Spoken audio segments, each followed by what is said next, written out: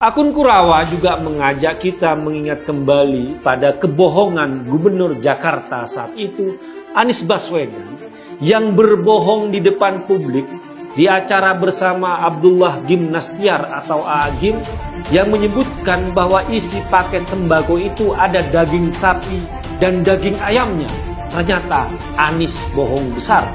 Nah, ini menarik pastinya, pasti menarik bagi saudara sekalian, yaitu Anies Baswedan mulai diincar lagi.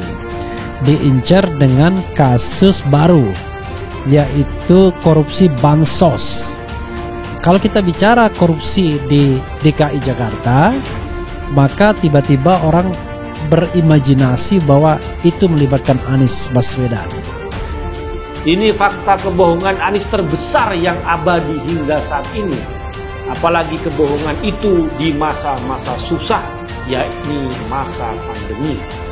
Kemudian akun Kurawa menampilkan hasil investigasi lapangannya bahwa ia berhasil masuk ke dalam gudang penyimpanan beras bansos untuk melihat kondisi beras milik warga DKI yang menurut info hanya di gedung itu aja sebanyak 1.000 ton dalam bentuk pakitan 5 kg.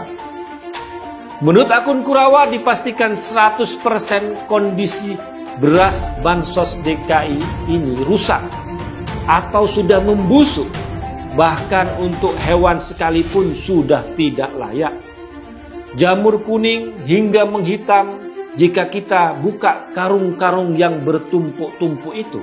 KPK segera menangkap Anies Baswedan. Seharusnya sedari dulu, kan begitu harapan kita. Tapi harapan tersebut tinggallah harapan yang entah kapan akan terwujud. Selain geger skandal Formula E yang penanganannya maju mundur, kini muncul lagi kasus dugaan korupsi bansos DKI Jakarta, guys. Selain itu, masih banyak lagi kasus-kasus kelebihan bayar yang diungkap oleh BPK atau Badan Pemeriksa Keuangan.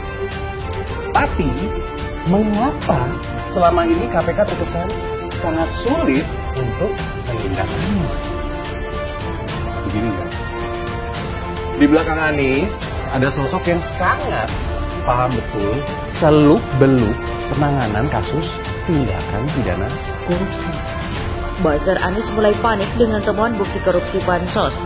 Lagi rame dugaan korupsi bansos senilai 2,85 triliun di Jakarta di era Anies Baswedan.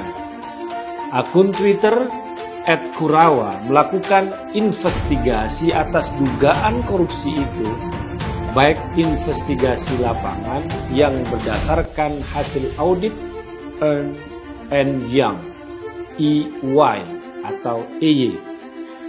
Yang menarik, laporan investigasi Kurawa sudah ramai di media sosial, khususnya di Twitter, tapi belum ada kantor-kantor berita yang memberitakannya. Media sosial belakangan digegerkan dengan dugaan penemuan bukti korupsi bantuan sosial atau bansos COVID-19. Era ex-Gubernur DKI Jakarta Anies Baswedan. Menanggapi hal itu, pegiat media sosial Yusuf Dumdum sebut para buzzer Anies sedang panik. Sebelumnya bocoran dugaan korupsi bansos Pemprov DKI Jakarta tahun 2020 senilai 2,85 triliun rupiah saat masa kepemimpinan Anies Baswedan itu sempat menggegerkan publik usai pertama kali dicuit oleh akun Rudy Valinka. Diketahui program ini merupakan bagian dari Bansos DKI 2020 yang diperuntukkan sebagai upaya penanggulangan dampak COVID-19 yang terjadi di Jakarta bersumber dari APBD DKI senilai 3,65 triliun rupiah dalam bentuk paket sembako. Lewat cuitan di akun Twitter pribadinya, Yusuf Dumdum menyebut saat ini buzzer Abbas atau Anies Baswedan tengah panik karena temuan dugaan korupsi ini. Info A1, buzzer Abbas panik dengan kasus dugaan korupsi ini. Serius? Mereka sedang putar otak untuk menghadang kasus ini dengan cara-cara goib, tulis Yusuf Dumdum di akun Twitter @yusufdumdum pada hari Kamis. Kalau setuju, Anies dipanggil Bapak Politik Identitas, jelaskan retweet dan like, celoteh pegiat media sosial itu. Sebelumnya, Dinsos DKI menunjuk 3 rekanan terpilih menyalurkan paket sembako senilai 3,65 triliun rupiah lewat Perumda Pasar Jaya, PT Food Station, dan PT Trimedia Imaji Rekso Abadi. Porsi terbesar senilai 2,85 triliun rupiah diberikan kepada Perumda Pasar Jaya.